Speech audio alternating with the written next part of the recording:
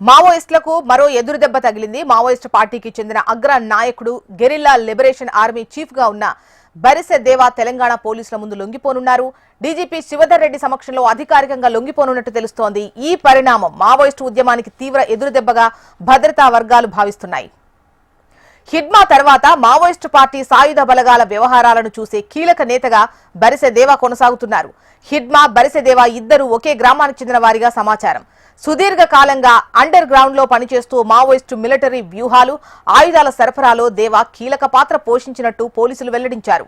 Maoist పార్టీకి ఆయుధాల సరఫరాలో బరిసె దేవా అత్యంత కీలక లింక్ గా వ్యవహరించారని భద్రతా వర్గాలు చెబుతున్నాయి. ప్రత్యేకంగా అత్యాధునిక ఆయుధాల నిర్వహణ, సరఫరా బాధ్యతలు ఆయన వద్దే ఉండేవని సమాచారం. ఈ క్రమంలో దేవా వద్ద అత్యంత శక్తివంతమైన మౌంటైన్ LMG వెపన్లు ఉన్నట్టు వర్గాలు తెలియజేస్తున్నాయి.